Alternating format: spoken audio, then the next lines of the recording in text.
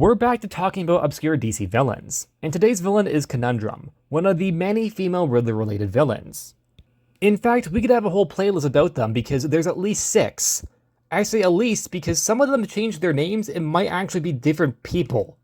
Most of them have zero connection to each other, but we'll get to Enigma, Riddlette, Echo, Probe, Quiz, Query, and other quiz no relation another time. Conundrum aka Connie would make her debut in Gotham City Sirens 2009 series in her one and only appearance in the 3rd issue. And unlike other female Riddler-related characters, Conundrum wasn't a henchwoman or a partner to the Riddler. Instead, Conundrum was merely inspired by the Riddler. In fact, in my opinion, she's very similar to Punchline, and I'm curious afterwards if anyone else agrees. Now, this issue starts with the reader getting a current update on the Riddler aka Edward Nygma, since at this point in canon pre-Flashpoint, Riddler was reformed and working as a PI in Gotham. Nygma was actually trying his best to be a good guy. I also really liked this time period for the Riddler. I wish it stuck. I felt like it was an interesting evolution of the character to be reformed. But, well, that didn't stick. He's currently being asked for help by Catwoman and Poison Ivy since Harley Quinn has gone missing. This is because Harley went on a date with Hush, who currently looks like Bruce Wayne. I'm not going into any more detail. Riddler, however, says it's likely nothing because Harley used to disappear for weeks straight with the Joker. But further says even if that's not the case, he won't help because Harley, when with the Joker, had kidnapped Nygma back in the day, and he still holds a grudge. Catwoman and Poison Ivy aren't pleased and storm out. I just like seeing the Batman villains interact this way with the amount of familiarity, but in a casual sense. Like, they're not against each other even if they're arguing, but like, they come across like old friends. Reminds me of the current Poison Ivy series where she's teaming up with Croc, where they clearly have like this history of being friends, but they also banter a lot like siblings. It's very funny to see villains just casually communicate with each other this way. Interestingly, we don't really focus on the Sirens, despite this being their comic and only 3rd issue.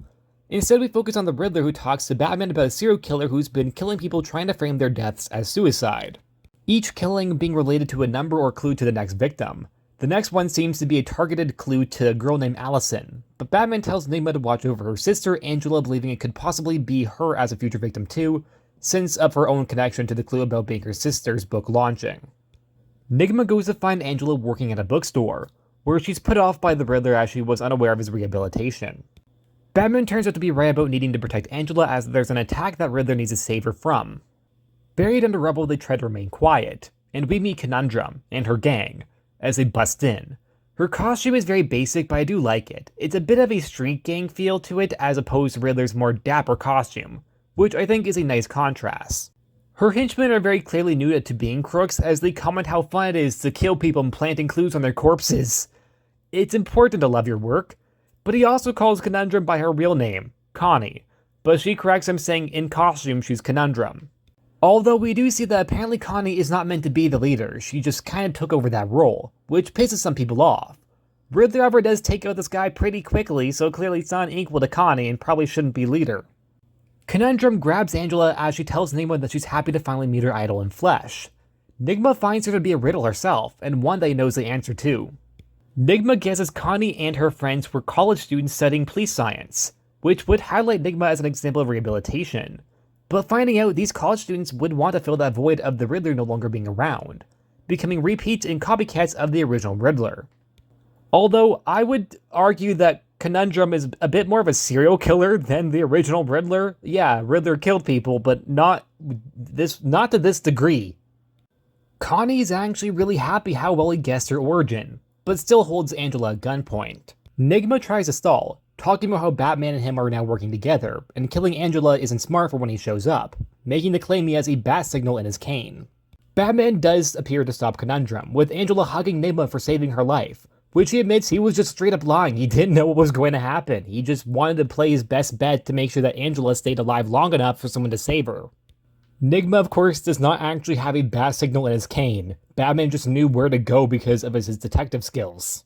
The issue ends with Nygma going on a date with Angela, where while in the bathroom he sees on the TV Harley with Bruce Wayne, and he calls Selina. I really liked this issue. However, it does feel like it's a part of the wrong series. It's kinda odd how the 3rd issue of this series doesn't even have one of the Sirens in it aside from one page. I think maybe they should have had Selina tag along with Riddler to fight Conundrum to still include a Siren in the mix, even if it's not all of them. Conundrum herself, I think, had some promise. Or she did have promise.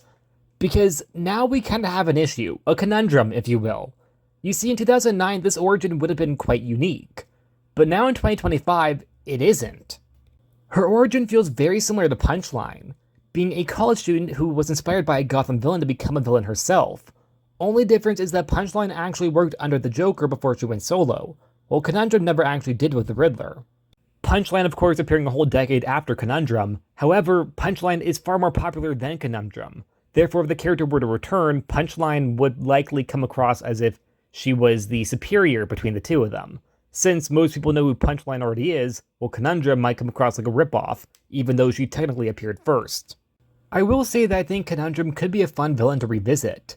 Maybe have her be a villain to another Bat family member other than Batman. I would suggest either Tim Drake or Barbara Gordon since they're the two stronger detectives of the family. But I also think that Batwoman or Batwing could also fit well against Conundrum. I just think that she could have had more stories. Not a lasting villain or presence because I don't think that the character has that much potential, but I think deserving of more than just a one-shot story. Perhaps have her fight the Sirens, or fight Punchline now, or have her be a part of Riddler's next crime because now he's a villain again. I'm not entirely sure what you could do with the character, but definitely there's a lot more with the character you could have done than just this, that's it. Although, of course, because how long it's been since 2009, I was literally 4 years old when the character was created, I don't see the character ever coming back. I could be wrong, but I don't see Conundrum making any return anytime soon. Especially because they've introduced newer Riddler female characters after her. And that's it. Like always, please like, subscribe, and I'll see you guys next time. Bye!